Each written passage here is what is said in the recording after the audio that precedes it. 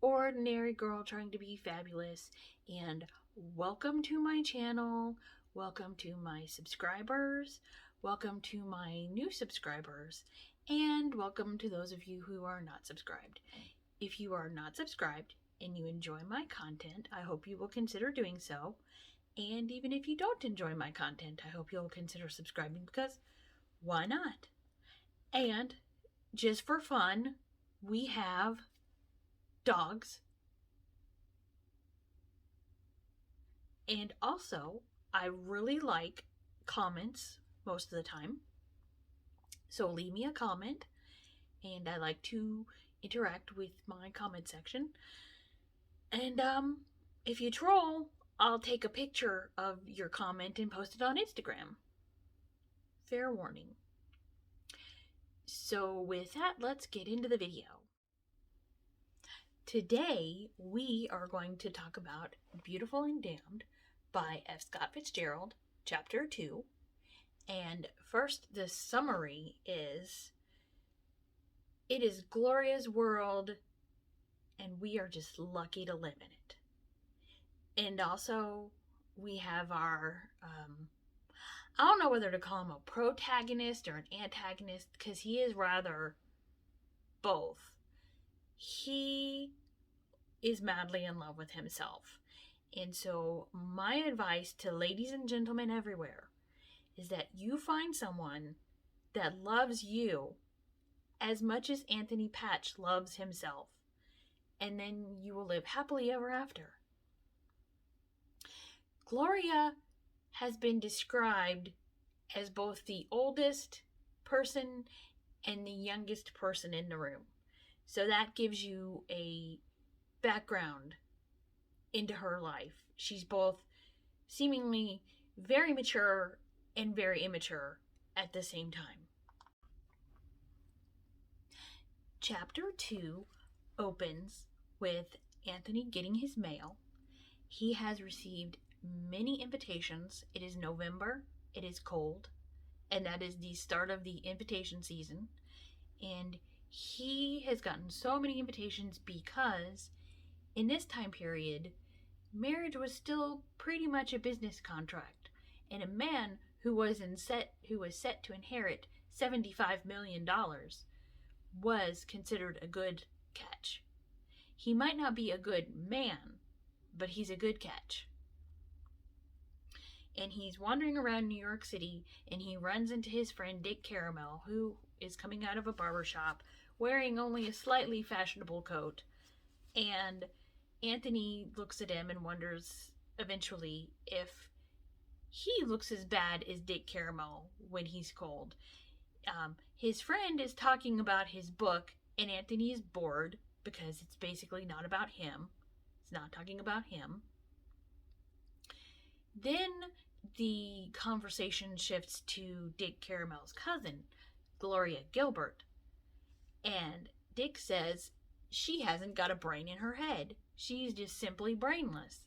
And Anthony jokes with him and says, well, of course she's not as philosophical. She's not into literature. She's not into pretending to discuss things like you are, which kind of hurts his feelings. And so he says, why do you both treat me like that? You and Maury are both so condescending to me sometimes. And Anthony kind of half-heartedly apologizes, and Dick says, well, let's go meet my cousin. So they go to Gloria Gilbert's apartment that she shares with her mother and father, and they meet Mrs. Gilbert first, who is very flighty, a flibbertigibbet, if you wonder where Gloria got her brainlessness from, the apple don't fall far from the tree. And then you meet Mr. Gilbert, who is very condescending to Mrs. Gilbert. He doesn't approve of Gloria, but he has worn down Mrs. Gilbert. Mr. and Mrs. Gilbert remind me of Edith and Archie Bunker. They were the quintessential Mr. and Mrs. Gilbert of that time. I Googled, and the creator of Archie Bunker did not fashion Edith and Archie after Mr. and Mrs. Gilbert. And I was surprised. I figured I would find it because they're practically the same thing. They have a daughter named Gloria. Mrs. Gilbert is not rather bright. And Mr. Gilbert is mean and condescending and likes to wear Mrs. Gilbert down. And that's basically their marriage. And Mr. Gilbert does not approve of his daughter Gloria or the lifestyle that she lives. So they have a long conversation that I kind of skipped over because I didn't find it was rather, dare I say, boring, because it was two people who really didn't like each other, and one of them was brainless. So they don't get to meet Gloria that day, but Anthony is rather intrigued by Gloria because she is beautiful. Well, she's said to be beautiful, and she gets by on her looks all alone. Hello. Hello, my precious. Do you want to help discuss this book? Is that what you're here for? So we have Maury Noble, and he feels like he needs to actually do something with his life before he turns 30. And he runs into Anthony one Saturday evening. Usually Maury goes to Philadelphia to spend time with his mother and his married brother. But this time, as he runs into Anthony, he says that, he missed the train because he was talking to a girl. And Maury and Anthony are both very objectifying of women because Anthony says, was she a delicious debutante? And Maury says, no, she came out like 2 years ago. So, he's like, well, tell me about her. So he describes her, and it turns out it's Gloria. And Gloria loves gumdrops.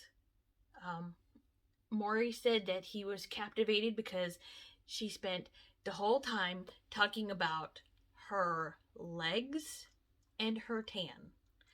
Basically, she spent the whole time talking about herself. Gloria is in love with Gloria. If you can't find somebody who loves you the way Anthony loves himself, find someone who loves you the way Gloria loves herself. And so Maury is also quite captivated with her. And this makes her even more alluring to Anthony. After Anthony realizes that Maury has met Gloria, the object of his desire, he is even more intrigued by Gloria and wants her even more because his friend is intrigued by Gloria. So we have a little friendly rivalry here going on. And Gloria is intrigued by herself. Gloria is extremely self-absorbed, which, Anthony being very self-absorbed and into looks and beauty, and Gloria being extremely self-absorbed and into looks and beauty. I personally think that is a recipe for disaster. And once again, Gloria is described as both the oldest and the youngest person in the room. She eats gumdrops, which apparently in 1913 was considered a very childish candy. I guess at a certain point you didn't eat gumdrops after a certain age. So Anthony is sleeping and being lazy when he's woken up by his servant, Bounds, and his terribly awful, unfashionable soft collar. He asks Bounds to make tea for some guests at 4 p.m. and tells him that he is not needed to make breakfast. The guests are a lady and a gentleman. Anthony runs into some friends at the university club. These friends are married. These friends, in their marriages, remind him of Mr. and Mrs. Gilbert. Mrs. Gilbert being silly, Mr. Gilbert, wearing Mrs. Gilbert down. So then the rest of that chapter he spends waiting for tea time. The two people that Anthony has invited to tea are Richard Caramel and his cousin, Gloria Gilbert.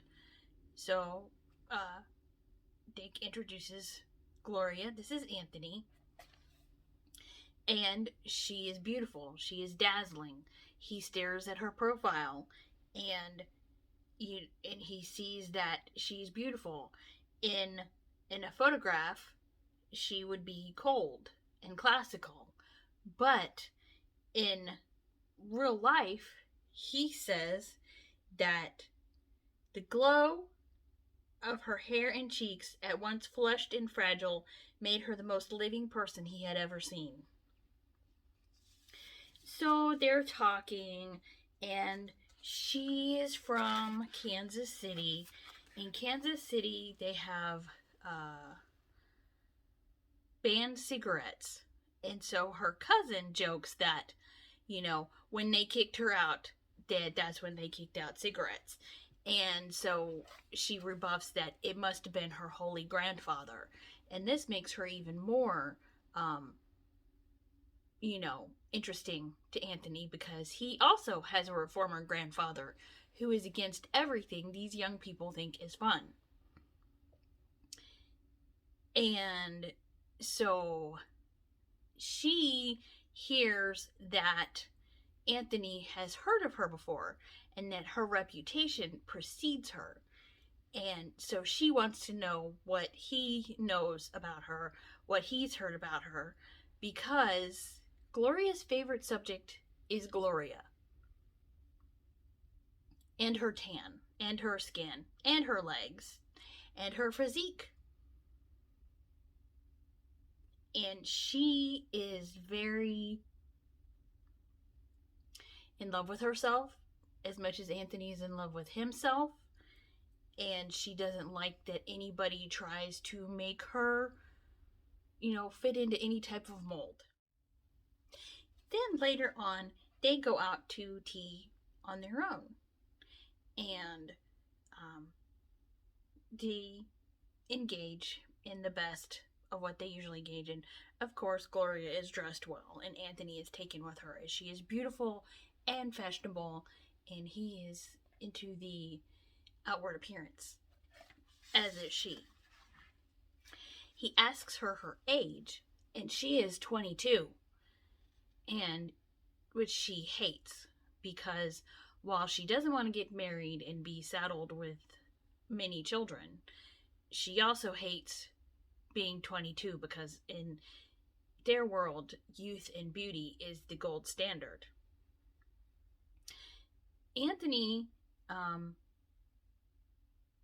after ordering Gloria some gumdrops, because she wants gumdrops, and she's always eating gumdrops except for when her father is around, Anthony starts telling Gloria about what he does, which is nothing. He is very, very lazy. And he wonders, doesn't she like lazy men? And she's like, gracefully lazy, but is that even possible?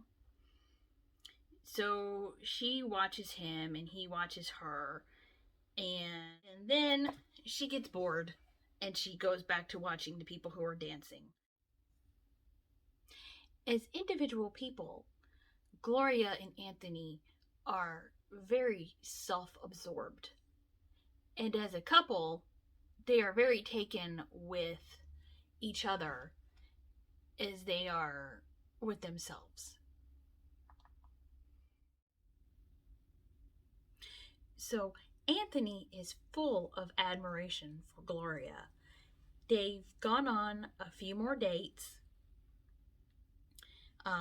It was before Christmas.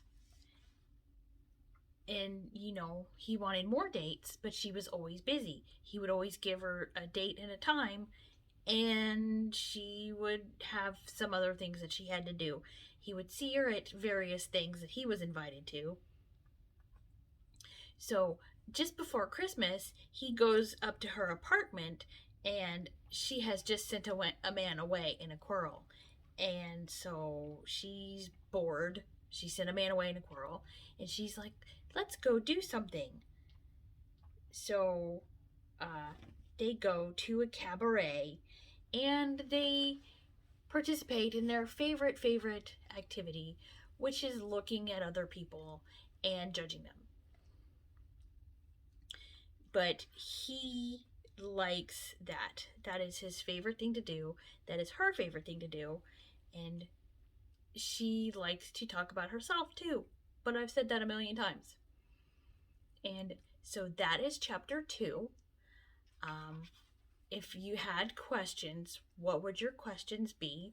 Mine are, do you think I'm too hard on Gloria? Do you think I'm too hard on Anthony? Do you think that Gloria is conceited? Or is she just innocent and naive and just really likes herself? So, do you think that Gloria and Anthony would make a good match? Do you think that Gloria is not really interested in Anthony and she's just playing hard to get, but eventually she'll find out that he is to inherit $75 million? All many good questions. And so, with that, I am going to say goodbye and thank you for watching. I really appreciate you. I know that without you, I would not have a channel, so I appreciate your viewing. And I will see you in the next video. Bye.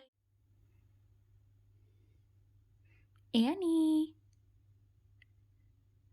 Annie Banani. Hi, Annie. You're so cute. You're just so gosh darn cute. Yes, you are. You're a cutie pie. Subscribe for more videos. And dogs. Thank you. See you in the next video. See, Annie says subscribe.